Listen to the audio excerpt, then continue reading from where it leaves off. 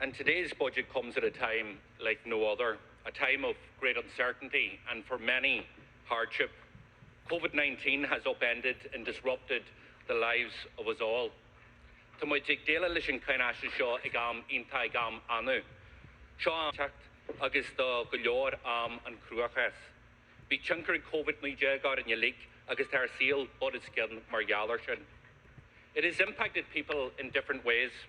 Citizens with disabilities face unprecedented challenges, with many at breaking point. Families have seen their incomes drop, and they're worried how they will cover their bills at the end of the month. Our health service, underfunded and mismanaged by Fine Gael for a decade, severe pressure like never before. And businesses are fighting for their very survival. This and the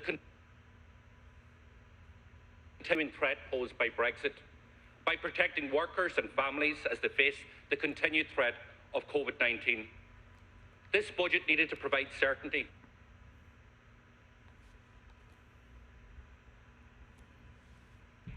Certainty that their incomes will not fall off a cliff. Certainty that the government will do all it can to protect your job. Certainty that our health service has the capacity to weather the storms ahead. This budget has failed to provide that certainty. It repeats a pattern of behaviour that has marked this Fianna Fáil and Fine Gael government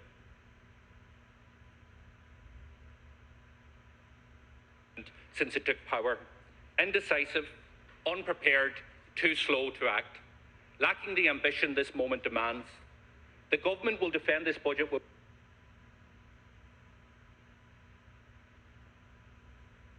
worn-out excuses. They will say it's all they can afford, that they'll say that they can't tackle the major cracks in our society just at this time, that we must wait. But not only is that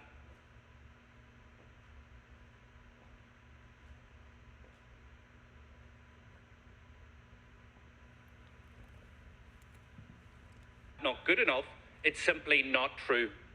A decade ago, taxpayers bailed out the banks to the tune of €64 billion, picking up the pieces after Fianna Fáil torpedoed our economy and wrecked the public finances. Today we had an opportunity to do something very different, to bail out workers, to bail out families at a time of great uncertainty, to seize this moment by permanently increasing capacity in our hospitals and tackling the housing crisis for once and for all, to rebuild an economy that is stronger, that is fairer, that is better. Bhíonn deisio go nniu rudneart difriúil a dhéanamh, le leo chuidiú chóirta ibranaí ag am a nneamh cinteart. Le geile gur na tíre seo a thógáil ar bhalla a bhí níos loidre, níos cór agus níos fearr. It is that we do too little plan. Indeed, 6 billion.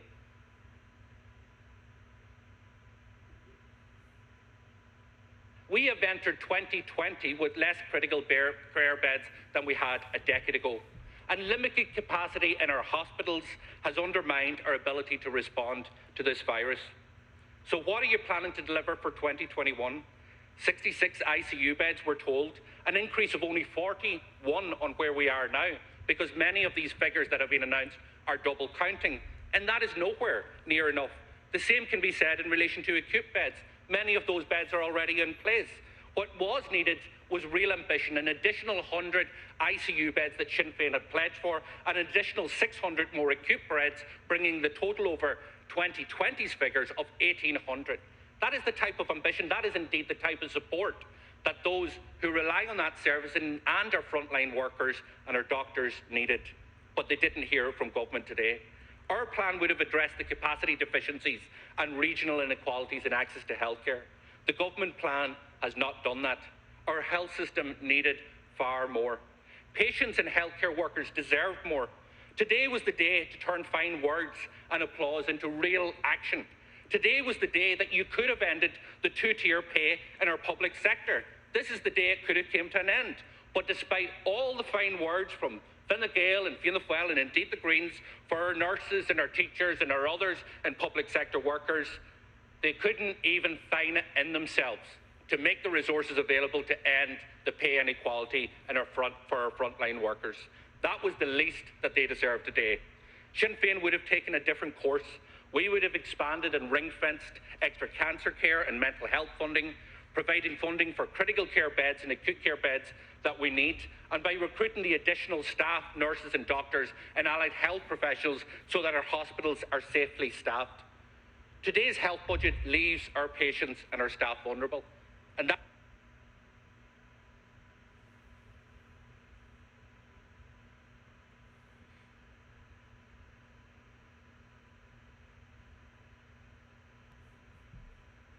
and citizens with disability, the forgotten people of this pandemic. Today, these citizens needed relief, they needed sanctuary, and what did they get? They got an increase, and I welcome the increase to reopen disability service.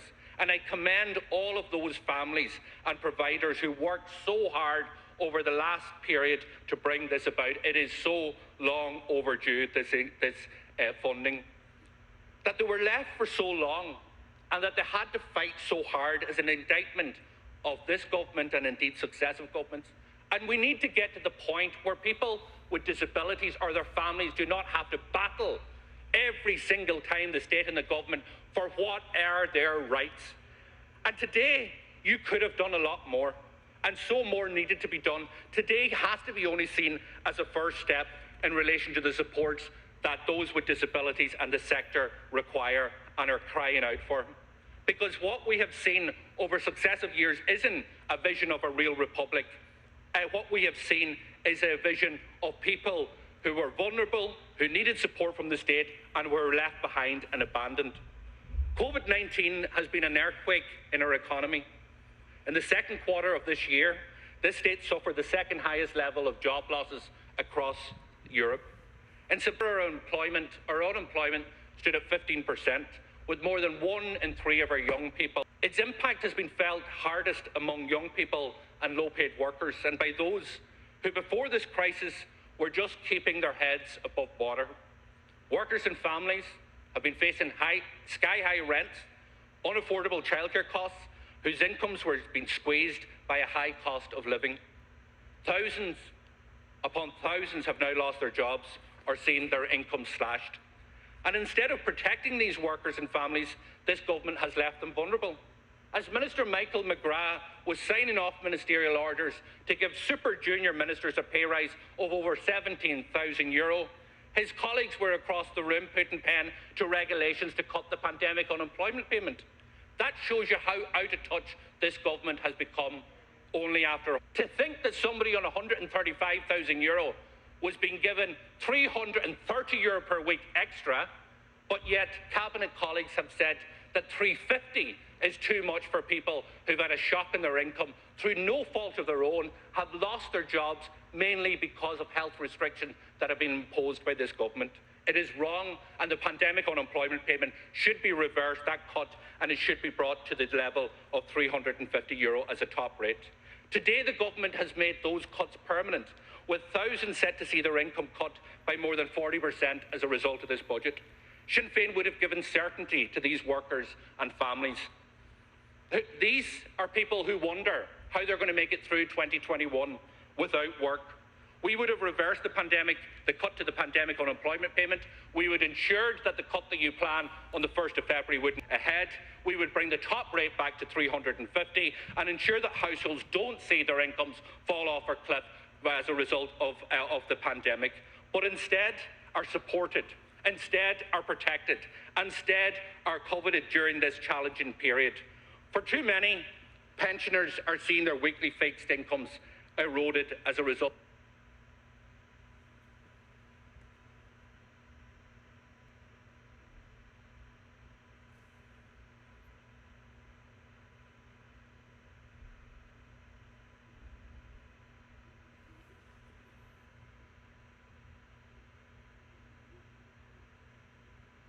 Of the cost of living crisis.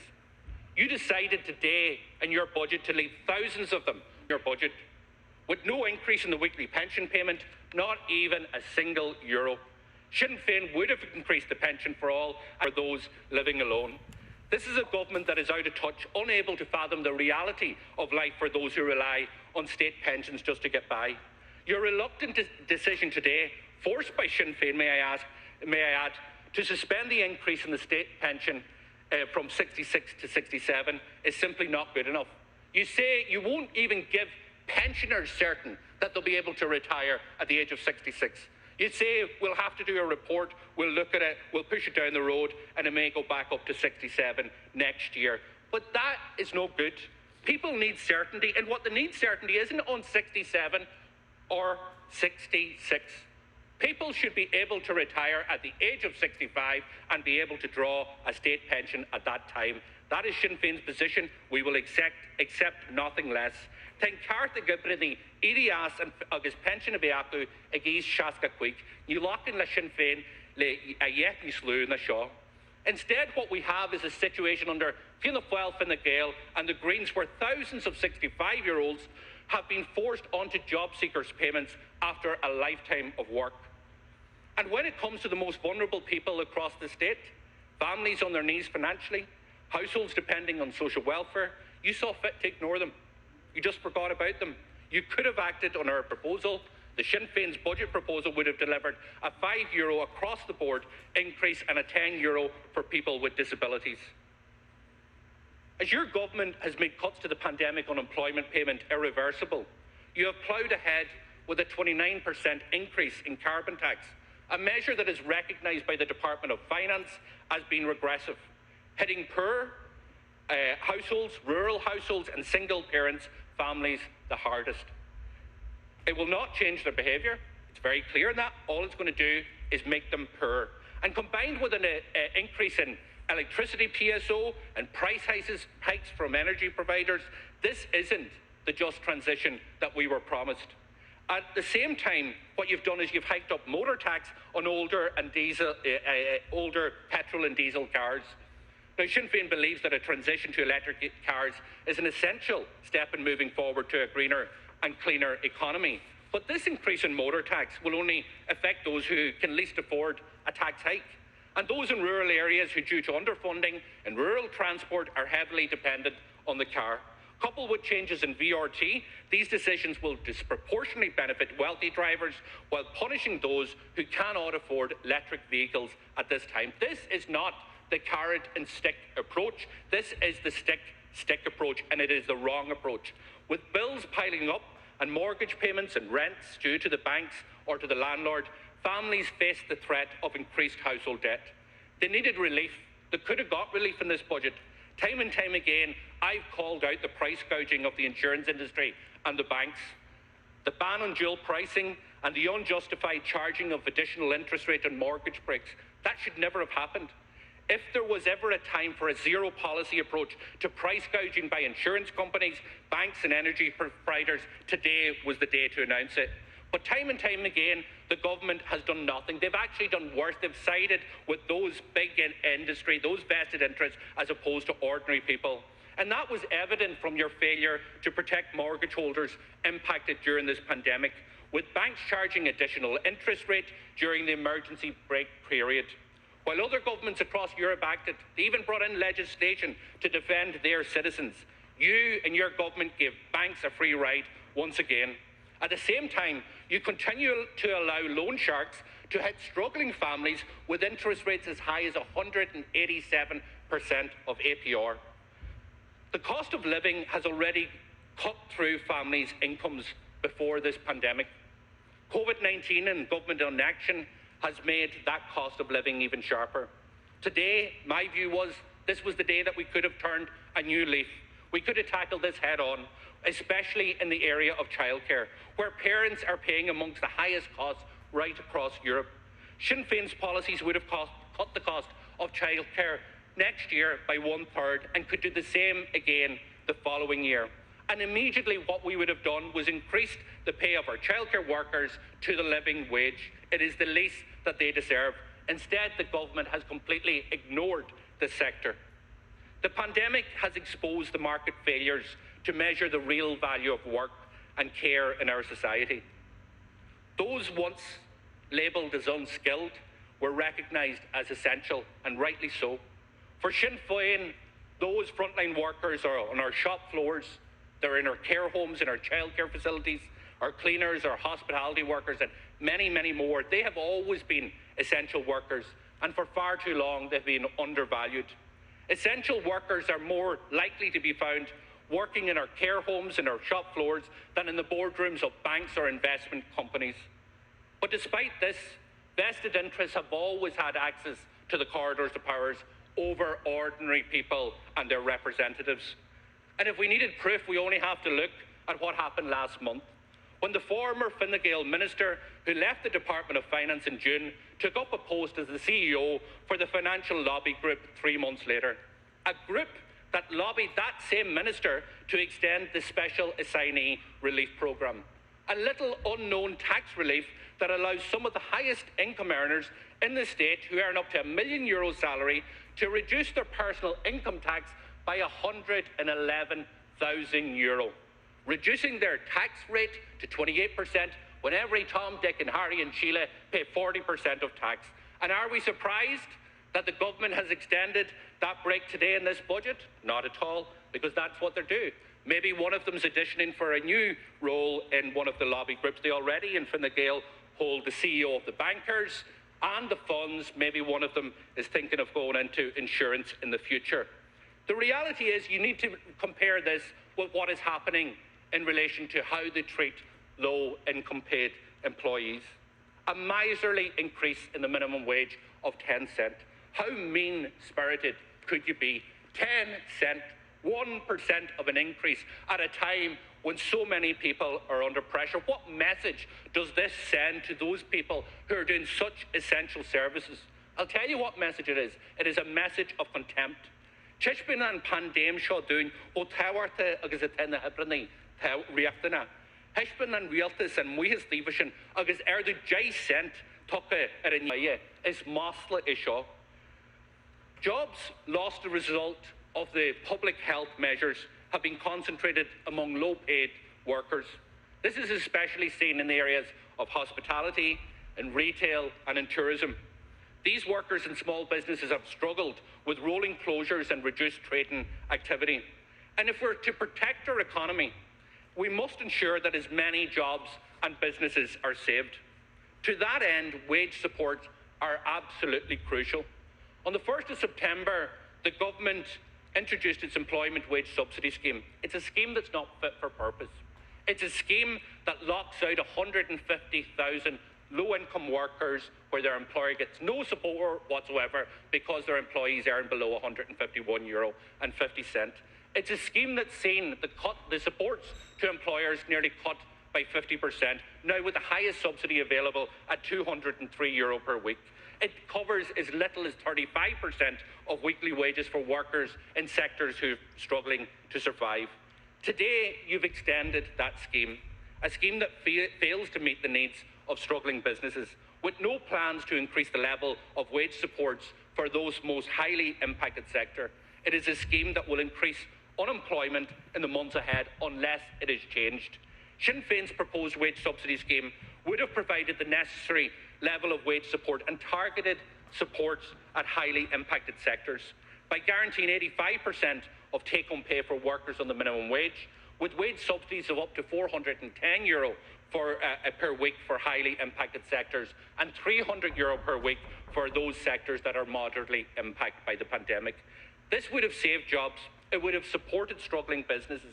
It would have reduced the numbers of people in receipt of social welfare payments in the future. It made good economic sense. What the government has announced today fails to do that. What are small and medium-sized businesses needed? Those businesses that employ over 1 million people with certainty. Not certainty that they'll all survive, because no government can provide that type of level of certainty.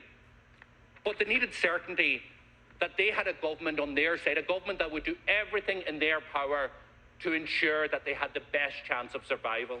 People who were working in those companies needed to know that they had a government that would do everything that they could to make sure that their job was secure. But that hasn't been done today, creating huge uncertainty for businesses and their employees right throughout the state. Since the onset of the crisis, the government's response to small businesses has been one of delay. Our small businesses and their workers have suffered as a result of this delay. Take, for example, the Taoiseach's flagship project, the Credit Guarantee Scheme, which the government have talked up since the crisis. It's €2 billion of financial lifeline to struggling businesses, a scheme that got up and running 5 months after better schemes were introduced in Germany and Britain and elsewhere. €2 billion the government boasts. Up until today, only 128 loans have been approved with a total value of €6 million. Not €2 billion, €6 million 6 months into this pandemic.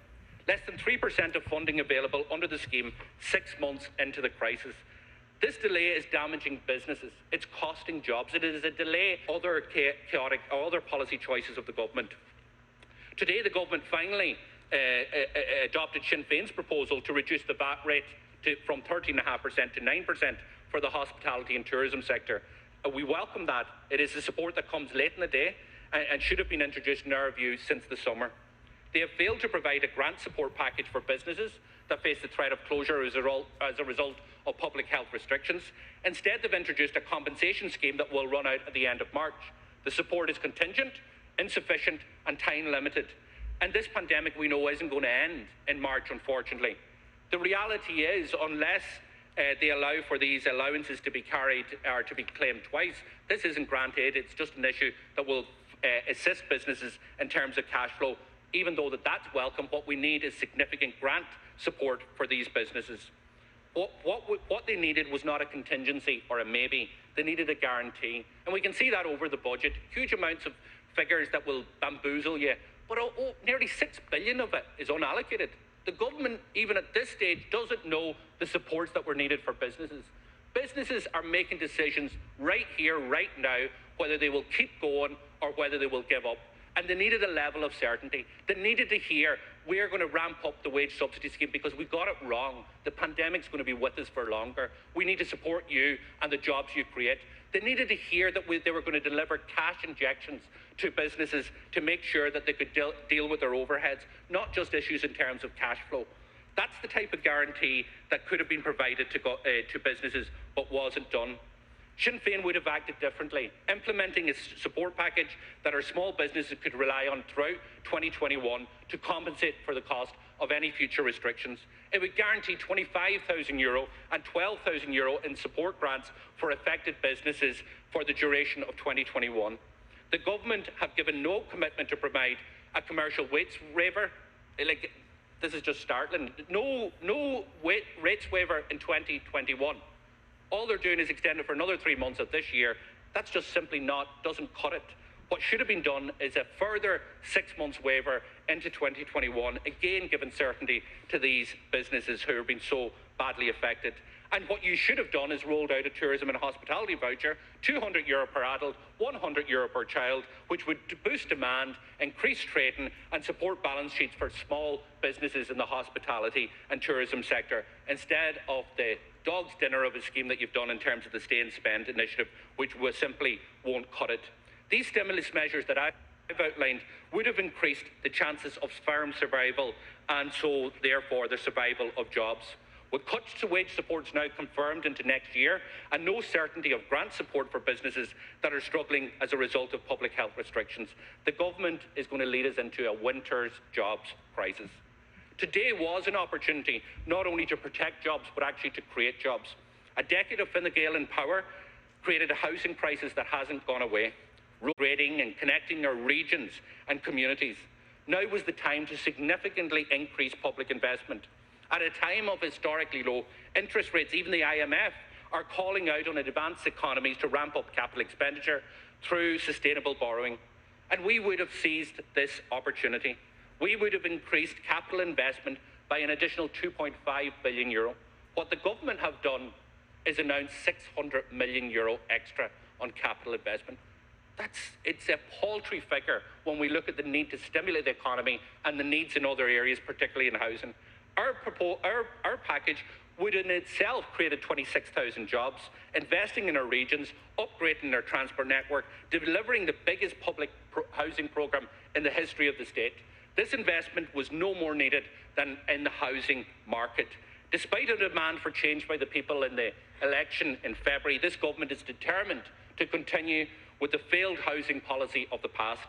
Fianna Fáil and Fine Gael created a housing crisis that has locked a generation out of secure and affordable housing accommodation, that saw rents increase by more than 31% since 2016, and that has the largest increase in homelessness in the history of the state. Renters continue to hand a third of their pay package over to their landlords on a monthly basis, and families and couples are struggling to find a home that they simply can't afford. And we were told that this government, now that we have a Fianna Fáil housing minister, that things were going to be different. They were going to tackle the housing crisis. But today it's very clear that this crisis will remain with us for as long as this government is in power. At the Hundela Lishingir Kemtiakte Kruhi Fine Gael, a Wallard, Inish a Halaruaku. At the party's conference, the Taoiseach and leader of Fine Gael said that Fianna Fáil was a party with no ideas, no policies and no alternatives. That was true then and is definitely true today. Because where are their big ideas? Where are their big ideas? It is to extend the Help to Buy scheme, a scheme that will push up prices of homes for first-time buyers. Since it was introduced, over 40% of people who availed of the scheme already had the required deposit to secure a mortgage. And this isn't an affordable housing scheme. It's a sop to developers. It doesn't encourage them to reduce house prices. It actually encourages them to increase house prices. That's the reality, and the government know it. Today, the government have decided they want to pump more money into this scheme and therefore into the pockets of developers. And this is the best that Fianna Fáil have managed to come up with after being out of government for a decade. It would be embarrassing if the stakes weren't as high. This is the affordable housing plan that Minister Darragh O'Brien has been planning for 4 years. He will try to explain in whatever way he does, but the reality is he needs to try again, and he needs to try a hell of a lot harder.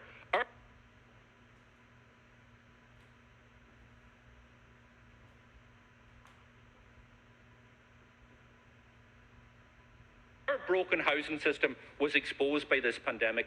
Not only should this budget have been a radical departure of the failed policies of the past, it should have provided immediate protections for renters who are vulnerable in the present. The Minister's first act in housing was to actually strip away the protection that renters had from eviction during this time of great uncertainty. Shame on him. And what has he delivered today? Just 110 million in funding that has been provided for affordable housing. This is to fund an, as of yet, undecided shared equity loan scheme and 400 cost rental homes. The government hasn't even seen fit to invest to genuinely affordable working homes for working people. And that speaks volumes that that's the level of injection that they're talking about. So much for a Minister for Housing who made so many promises to deliver genuinely affordable homes to working people to rent and to buy. But even worse, it gets worse. The Minister has secured funding for just 593 real social homes above that what is already committed to in 2021. This is an insult to the thousands of homeless families and tens of thousands of people languishing on local authority waiting lists. Will rents decrease under this government? No. Will rents be frozen under this government? No. Things could have been done differently. This was the time to reduce rents by a refundable tax credit. It was the time to freeze rents and give people certainty. It was a time to build the largest public housing building programme in the history of the state, delivering 20,000 social affordable and cost rental units in 2021. But again, this government has failed to act. At a time of great uncertainty for workers and families, the budget needed to respond back by protecting them, by giving them certainty. Certainty that their incomes would be supported. Certainty that government would do all it could to protect jobs and businesses. Certainty that our hospitals and healthcare workers would be equipped to weather the storms and the challenges ahead. This government has failed to provide that certainty. It is a government that has cut the pandemic unemployment payment, that has slashed supports under the wage subsidy scheme, that has removed the ban of evictions for renters, that has failed to secure the extension for mortgage breaks without additional interest being charged, that has failed to give certainties to struggling businesses and their workers. It needed to provide them with support that they could be relied upon to help weather the storm. Not as a maybe, but as a guarantee.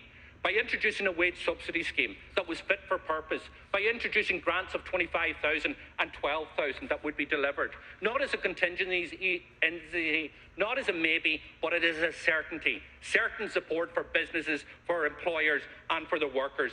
Failure to do this has heightened the risk of job losses and permanent business closures. While no one could have predicted this pandemic, our public services were ill-equipped and under-resourced after decades of neglect under Fianna Fáil and Fine Gael. That neglect has left our hospitals, our healthcare workers and our patients vulnerable. This government has failed to address this neglect. It has failed to step up to the challenge. It has failed to deliver on the ambition and the new direction that is needed. It has fallen back on the tired, failed policies of the past. This isn't the budget that Sinn Féin would have delivered. Sinn Féin would have provided certainty to workers and the families. Where we needed ambition and vision, we got more of the same. Papering over the cracks, trying to limp on. It simply isn't good enough for the times that we are in. Today was the time to give certainty. Today was the time to set out a new path to rebuild our economy in a fairer, stronger and better way. Unfortunately, this government predictably has failed to deliver that and failed to give certainty. Mairéad Farrell. Long before the onset of the COVID-19 pandemic, we have lived the reality of the impact of budgetary choices made by Fianna Fáil and Fine Gael year after year. Record rents, record levels of homelessness, record numbers on hospital trolleys, record numbers waiting for medical treatment. Too many people forced to live lives on the financial edge. Workers and families barely getting by, just about paying their bills or their mortgage. A generation and counting locked out of home ownership. These shameful blights on our society did not come about by accident. They happened because every year a Fine Gael or Fianna Fáil minister has stood up here on budget day and made announcements that define the lives of millions. Unfortunately, they have made those decisions based on the premise that our society should serve our economy and not the other way around. The pandemic has shone a light on the ugly reality of a skewed system in which the needs of banks, mortgage lenders, landlords and vulture interests have been prioritised over the needs of workers, families and communities. While no one could have predicted the pandemic, our public services are ill-equipped and under-resourced after decades of neglect. The pandemic has shown us that houses need to be homes where people can build lives and have a sense of security. But out-of-touch governments have stood idly by for years. Under their watch, the housing crisis has spiralled out of control and ordinary people have been left to pay the price.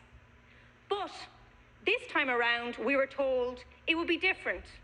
We're all in this together was the mantra. But those days are already a pipe dream.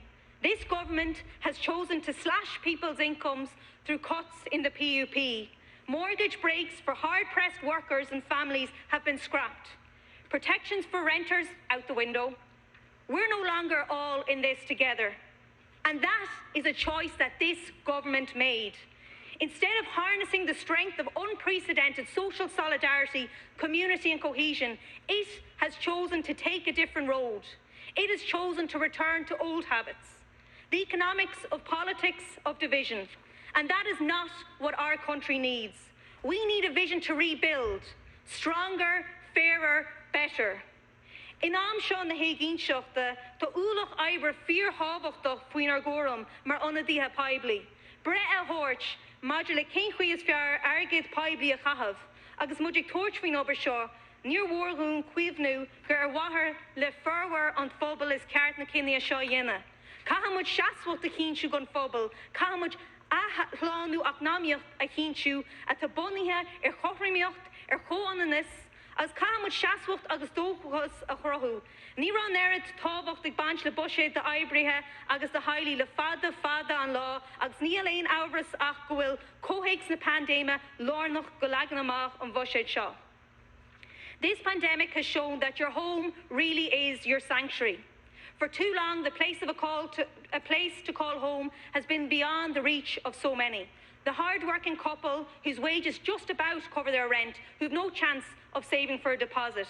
The adults in their late 20s and 30s who are still living with their parents, and the people living in damp, substandard accommodation who've been on the social housing waiting list for well over 10 years with absolutely no end in sight, and the family with young children that is facing another Christmas in a hotel room.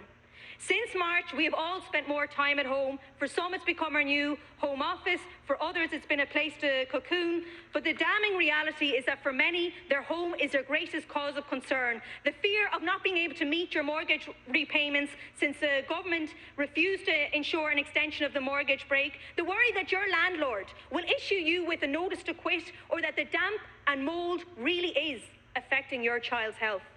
In this great time of instability, we have never needed the security and the stability of a home more. However, once again, the government has failed to grasp the magnitude of this crisis. It is indifference, ignorance, or incompetence, or is it all three? As this is a decade-long crisis, it is quite clear to me that there's not the understanding, the empathy, or the political will to provide affordable, decent homes. Fine Gael has presided over the largest increase in homelessness in the history of the state, with almost 9,000 people are homeless. This should send shockwaves through the cabinet, but it clearly doesn't, as target after target is not met. Last year, Minister McGrath, you stressed it was the government that has executive authority. It is the government that is responsible for addressing the housing crisis, and it is the government that must accept its performance on housing has not been good enough, and I wholeheartedly agree. Well, now your party is in government, and for most people it's a case of business as usual. You aren't going to tackle the problem of affordability. You've allocated just 110 million for affordable homes. You aren't going to tackle the lack of public housing, including affordable rental. There's almost nothing here for renters. You're going to ensure that the current housing regime, which suits landlords, bankers, developer and vulture funds, endures. Fianna Fáil once again see themselves on the side of developers, extending the Help to Buy scheme, which has increased further the cost of a home. In July, only weeks into the term of this new government, they couldn't help themselves. In the July stimulus package, you increased the tax rebate, which saw house prices soar overnight, not helping the first-time buyer, but once again helping the developer. Is it a case of back to the future? Not really. It's just business as usual. Fianna Fáil never broke from the developer model of housing, and some things simply never change. We know what needs to be done. As my colleague Ona Brennan said, we need a government that makes less gaffes and builds more gaffes. We've been saying this for a decade now. And it begs the question why Fianna Fáil and Fine Gael can't follow through on this. The answer is that they are stuck with the same special interests that want to keep the current regime in place. Those vested interests are the bankers and the developers. We need homes and we need them now. A Sinn Féin government would deliver the largest public housing programme in the history of the state. In 2021, we would deliver 20,000 social and affordable homes, and Minister, that is what is needed. We would deliver 4,000 affordable purchase homes, which would be sold for €230 or less, and finally giving young families a chance to grow their family in their own home. We would bring in 4,000 affordable cost rentals, which is absolutely necessary, meaning that those whose incomes just about pay their rent finally have some disposable income to enjoy life again and put some vital funds back into local businesses and back into the local economy. The government has failed to meet its targets. We have not seen a single affordable or rent-to-buy unit delivered via any central government scheme this year. Despite 6,000 being promised, the Minister has failed to even deliver his promised plan on affordable housing. Affordable units are being promised here in 2021, but it just simply doesn't cut it. This represents 6,000 less homes in 2021 than what we provided in our submission. We would deliver 12,000 social homes. The scandal of housing waiting lists needs to be tackled urgently for those who've been waiting too long for a place to call home. 9,500 social homes are promised here today, yet you fail to deliver on 91% of this year's targets. And this 9,500 announcement represents a pitiful 593 extra real social homes above the existing commitments for 2021. And this is a kick in the teeth to the tens of thousands of people languishing on social housing waiting lists. There's no additional service sites funding for councils to deliver homes on public lands, and it falls short of what is needed, and once again just shows how out of touch this government is. And what does this budget do for renters?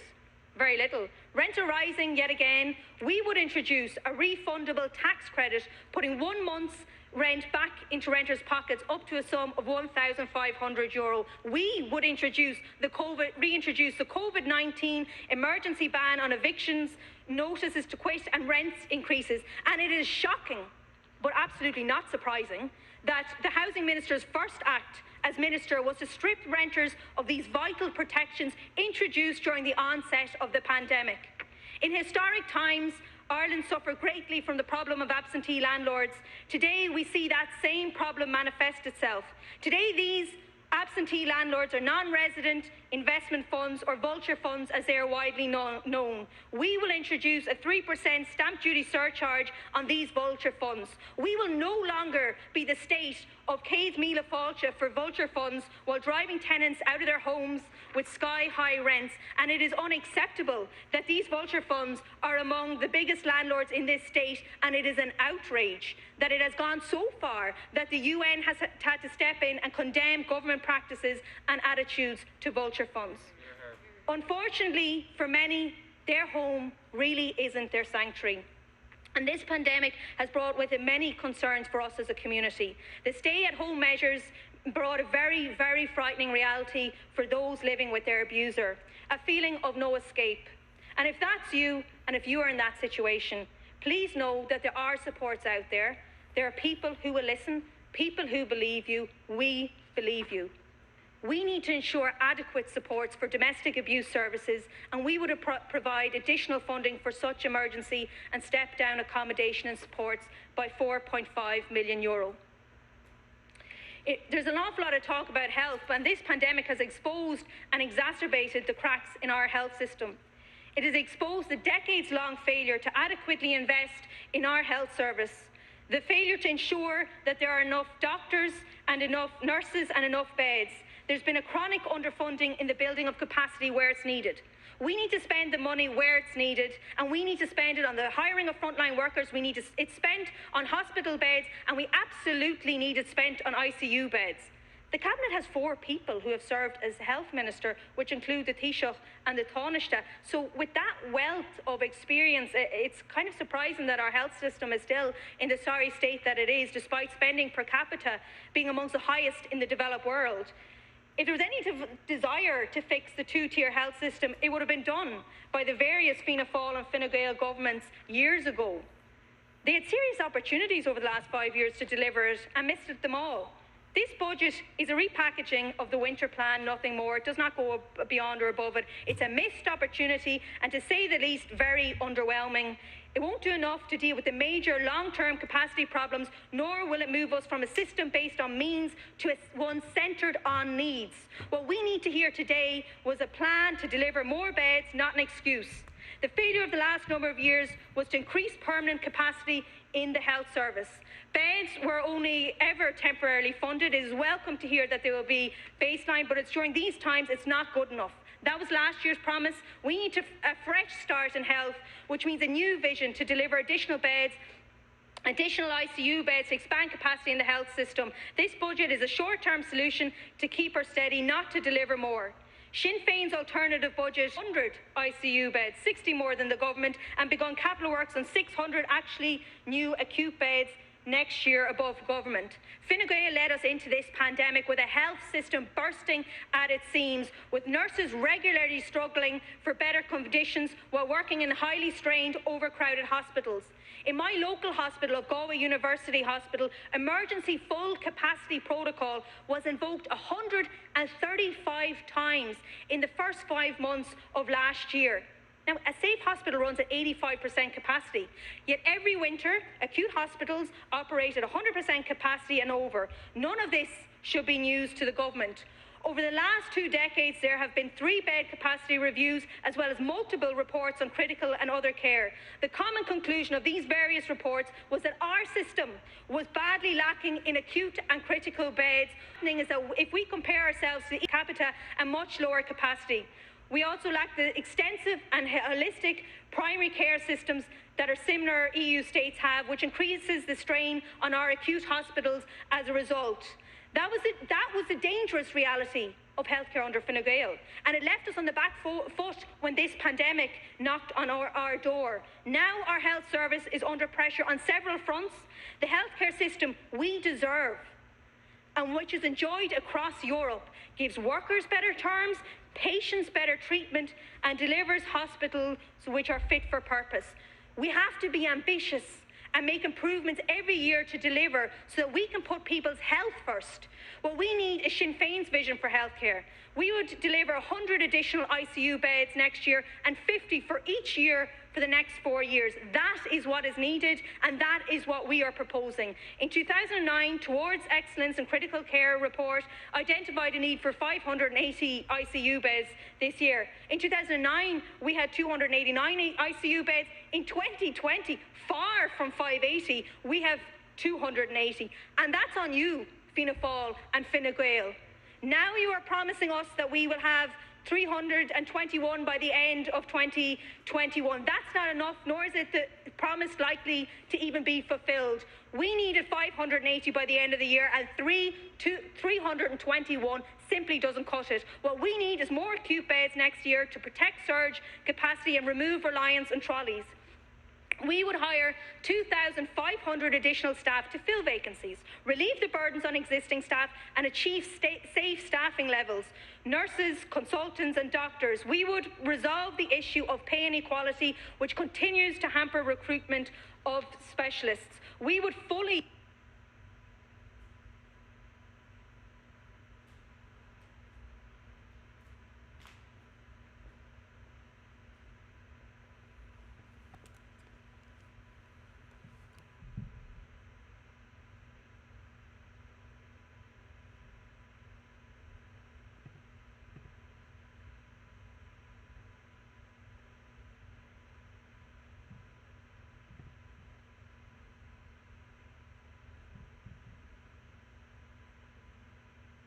fund the National Cancer Strategy and the National Cancer Control Programme, and we would also add 10 in additional funding for the catch-up of delayed screening and diagnosis.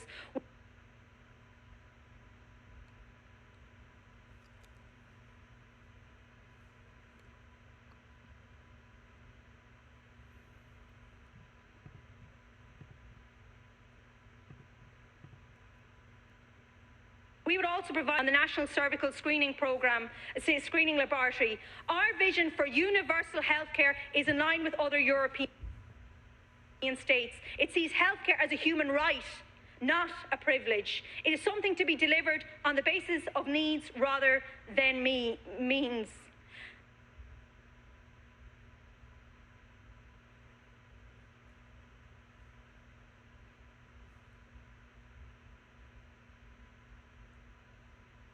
And we've heard talk, and I know my colleague Pearse Doherty mentioned people with disability and their carers and how they have suffered this year.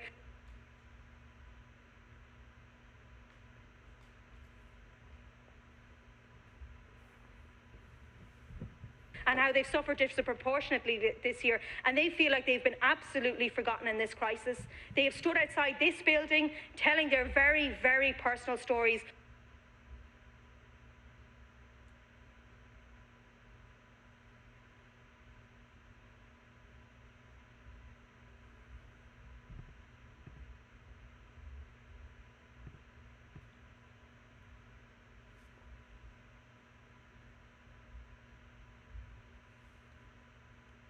Sector, while welcome and is in terms of a step in the right direction, still falls short of what is needed.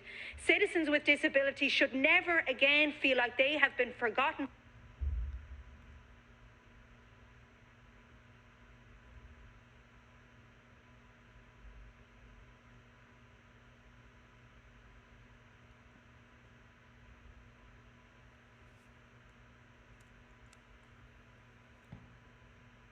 And more often than not, that affects women disproportionately in terms of the workforce. A new model for childcare is needed. Childcare providers struggle to keep their doors open. There are approximately 4,500 of these providers in this state, and for many, their business has become unsustainable. Without any real support from government, these SMEs, which not only provide childcare in the remote and rural areas, they also provide jobs in places where there's little alternative employment. They can't keep their doors open. Childcare workers, all 27,000 of them, are some of the most highly skilled workers, and they get paid a pittance. And it is clear that the current model of childcare provision in this state is failing everybody. The measures outlined in this budget has failed them yet again. It will do nothing to turn it around. There are no measures for fee reduction, no fund to help providers keep their doors open, and no recognition for workers in terms of increases for them. Sinn Féin, unlike this government and those preceding it, has a plan for childcare workers, for the childcare sector, one that delivers for parents and the workers. Over the course of 2 budgets, we would cut the cost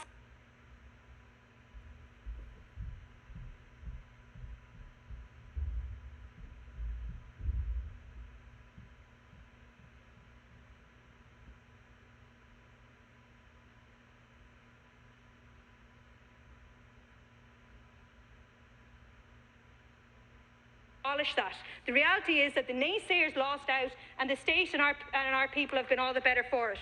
Early childhood education plays a crucial role in children's development, and this plan and this vision of for the childcare sector is needed for the parents struggling to pay the childcare fees, the providers trying to keep the doors open, the underpaid workers, and most importantly for the children.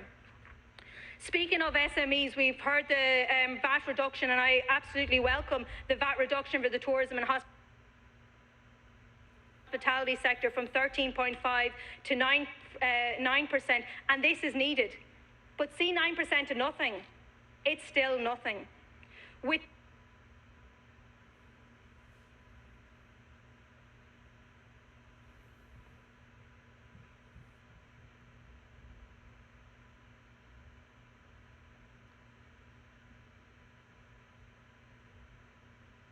what this sector needs is cash being spent in their businesses now.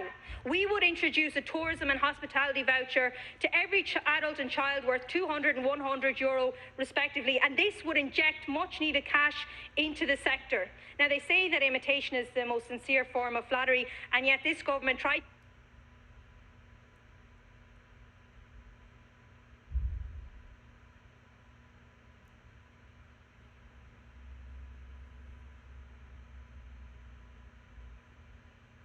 young people to stay at home. In 2008, I did my Leaving Cert. As one global crisis was unfolding, here we are in 2020,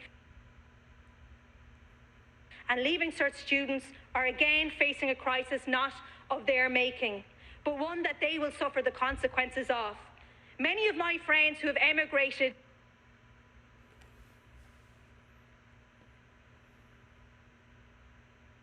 during the last crisis still have not come home. And I dearly hope that the same fate doesn't await the class of 2020. And